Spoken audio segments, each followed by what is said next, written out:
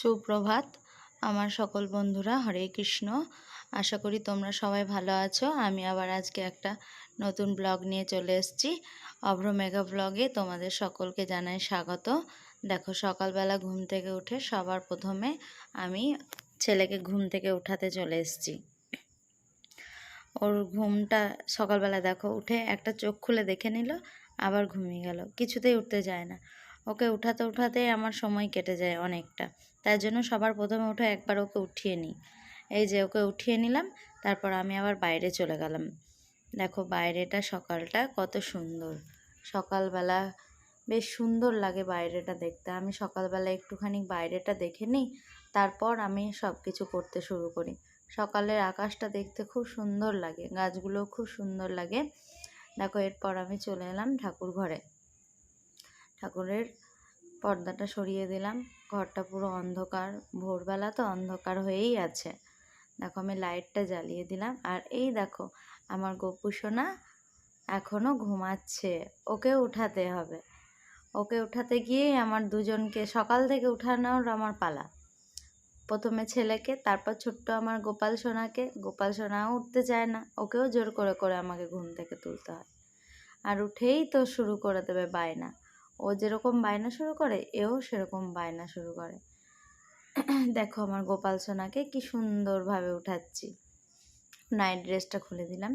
ওর night ড্রেসটা খুলে এরপর আমি ওর ড্রেসটা পরিয়ে দিলাম। ওকে একটু বেলা হলে স্নান করিয়ে দেবো। এত সকালবেলা তো আমি স্নান করাই না।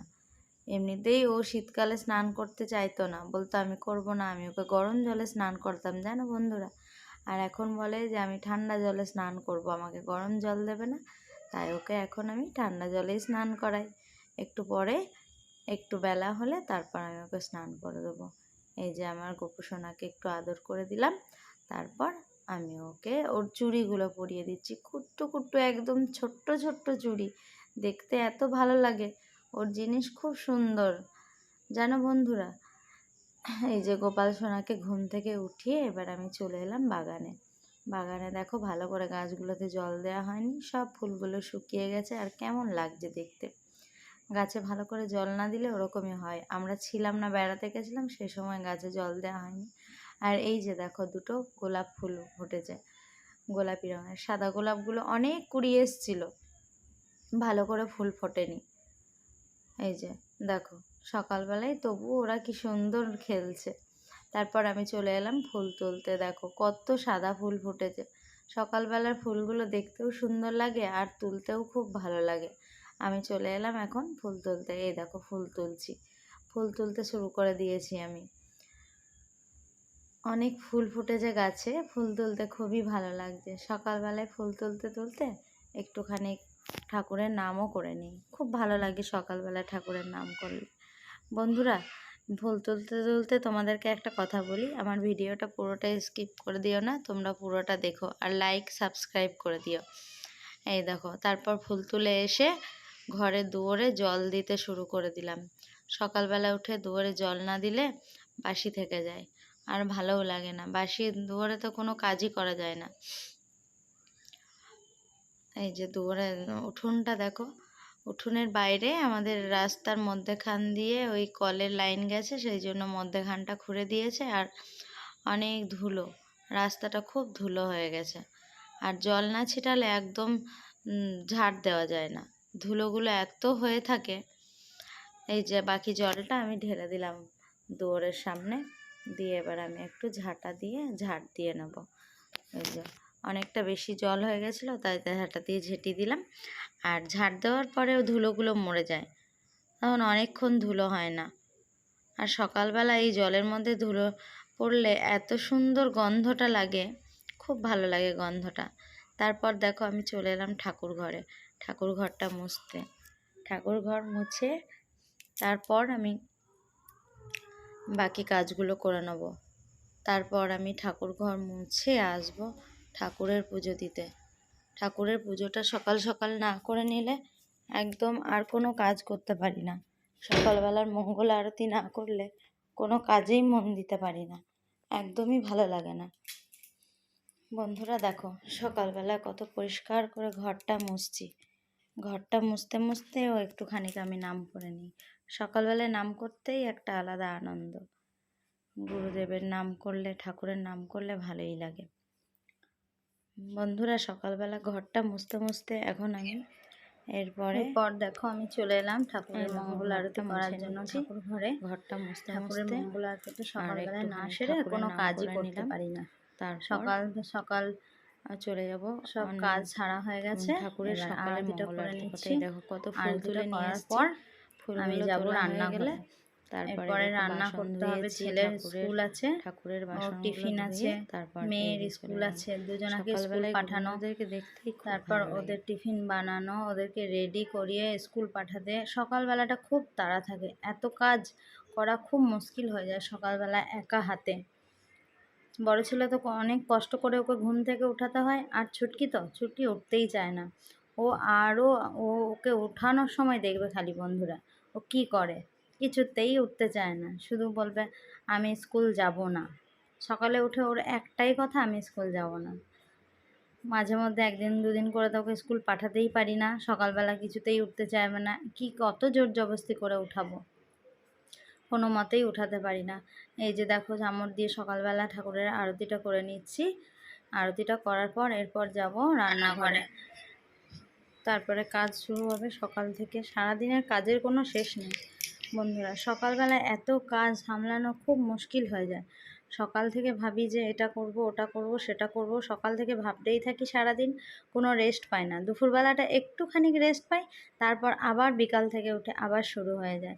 তারপর আবার বিকেলবেলা ছেলের টিউশনি থাকে, মেয়েকে ঘুম থেকে উঠানো বিকালবেলায়, ওর আবার বায়না অনেক। আমি যে বিকেলবেলা একটু ঠাকুর ঘরে আসবো, ওর জন্য পারি না। এই যে দেখো বন্ধুরা, আমার সকালের মঙ্গল আরতি হয়ে গেছে। এরপর চলে এলাম আমি রান্নাঘরে এসে আমি এই যে সোফাটা একটুখানি অগোছালো হয়েছিল, ওটা আমি ঠিক করে দিলাম। তারপর সোফাটা ঠিক করে দিলাম, তারপর চলে এলাম রুটি। সকালবেলা ছেলের অর্ডার হয়েছে আজকে রুটি আর আলু ভাজা টিফিন নিয়ে যাবে। না, রুটিটাকে বলেছে আমাকে তেলে ভেজে দিতে হবে মা। আমি আজকে তেলে ভেজে রুটিটা নিয়ে যাব টিফিনে।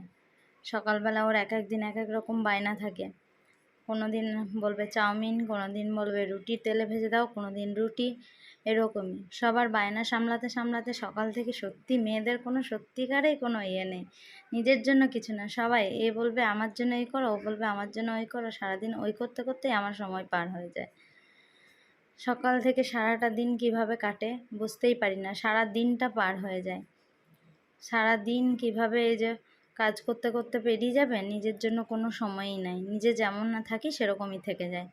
এই যে আলুটা ভেজে নিচ্ছি, দেখো আলু ভাজাটা। আর আমি একদম নিরামিষ, ওদের স্কুলের টিফিন যেহেতু নিরামিষ, সেই জন্য একদম নিরামিষ টিফিন দিই। আলুটা ভাজা, এই দেখো রুটি আলু ভাজা ওদের টিফিন তৈরি হয়ে গেছে।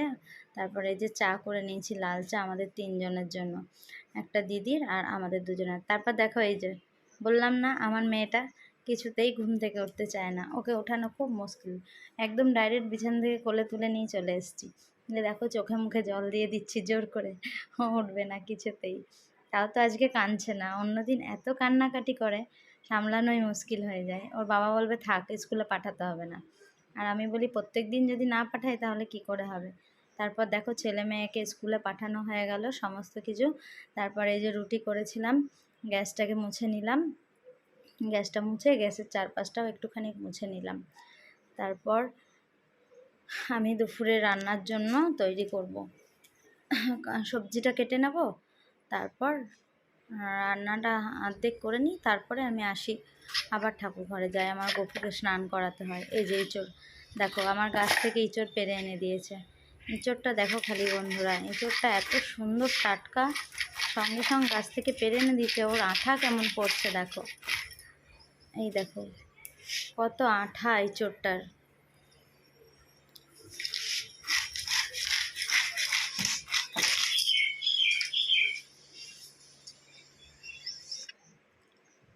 ইঁচড়টা হয়ে গেছে কাটা, এরপর আমি ডাঁটাগুলো কেটে নিচ্ছি। ডাঁটাগুলো মোটা মোটা ডাঁটা, অনেকেই মোটা ডাঁটা খেতে পছন্দ করে না, কিন্তু আমার আবার মোটা ডাঁটাগুলোই খুব ভালো লাগে। মোটা ডাঁটাগুলো বেশ সুন্দর লাগে খেতে, আর আমাদের গাছের ডাঁটা খুব মিষ্টি, খুব ভালো লাগে বন্ধুরা। এত সুন্দর ডাঁটাগুলো, টেস্টও খুব সুন্দর। এই যে কতগুলো ডাটা দেখো, এতগুলো ডাটা সব কাটবো না, অর্ধেকটা কাটবো অর্ধেকটা রেখে দেবো, কারণ এতগুলো আমাদের তো লাগে না। অর্ধেকটা কেটেছি আর অর্ধেকটা রেখে দেবো। ডাটা কাটতে কাটতে আমি বোর হয়ে যাচ্ছি, অনেকগুলো ডাটা, তার অর্ধেকটা কেটেছি তাতেই অনেকগুলো হয়ে গেছে। তার মধ্যে এই যে রান্না দেখো বসিয়ে দিয়েছি, ভাত, ডাটাটা বসিয়েছি, ইঁচড় কাটা হয়ে গেছে রেখেছি। তার মধ্যে এই যে বাচ্চুদা এসছে, বাচ্চুদা চা করে দিলাম বাচ্চুদাকে। তারপর ঘরে সমস্ত কাজ দেখো গুছানো হয়ে গেছে, পরিষ্কার হয়ে গেছে, ছেলে চলে গেছে, ছেলের রুম একদম পরিষ্কার করে দিয়েছি। তারপরে এই যে আমাদের ঘরের সমস্ত কিছু সব পরিষ্কার করে এরপর আমি চলে এলাম আমার গোপালের জন্য, গোপালকে সেবা দিতে। আমার গোপালকে স্নান করিয়ে দিচ্ছি দেখো। আমার গোপু সোনা স্নান করতে গরমকালে খুব ভালোবাসে, আর গরমকালে আমি ওকে একটু বেলা করেই স্নান করাই, কারণ অত সকালে স্নান করিয়ে দিলে আবার বেলাতে গরম লাগে, ওই জন্য একটু বেলাতে করাই। আর কিছু কিছু দিন একদম সকালেই স্নান করিয়ে দিই, যেদিন সময় পাই সেদিন সকালেই করিয়ে দিই, যেদিন না হয়, ছেলেদের স্কুল থাকলে হয় না সকালবেলা, তখন একটু ওই 10টার দিকেই আমি ওকে স্নান করাই। গোপু সোনাকে স্নান করানো, ওর সকালবেলা ওর একবার খাওয়া হয়েছে, আমাদেরও যেরকম টিফিন হয়েছে ওরও সকালবেলা একবার হয়েছে, আবার এই স্নান করিয়ে আবার একবার ওর ওদেরকে খেতে দেব। সকাল থেকে আমার এই 3বার সেবা দিতে দিতেই আমার একদম সারা দিনটা খুব ভালোভাবে কেটে যায়, বুঝতেই পারি না যে কিভাবে আমার দিনটা কেটে যাচ্ছে। আর আমার গোপু সোনা ছোট্ট পুচকু, খুব সুন্দর মিষ্টি একটা, ওকে এত কিউট লাগে, এত কিউট লাগে, এত মিষ্টি লাগে, আমি ওকে খুব চটকাই। আমার ছেলে মেয়েদেরকে যেমন চটকায় ওকেও আমি ঠিক সেরকমই চটকাই, ও আমার কাছে ভীষণ প্রিয়। আর এই যে গোপু সোনাকে স্নান করানো হয়ে গেছে, আসনে বসিয়ে দিয়েছি। আর এই দেখো আমার রাধা গোবিন্দ, ওরা সুন্দর, খুব সুন্দর, ওদের মতো সুন্দর পৃথিবীতে আর কিচ্ছু নেই। আমি তো ওদেরকে ছাড়া আর কিছু চিনি না, ওরাই আমার জীবনের সব কিছু। আমার সকাল থেকে রাধা গোবিন্দকে নিয়ে এইভাবেই সারাদিন কেটে যায়, আমার তো খুব ভালো লাগে। আর বন্ধুরা, তোমাদের কেমন লাগলো কমেন্টে জানাতে ভুলো না। সবাই ভালো থেকো, আর আমিও খুব ভালো থাকবো।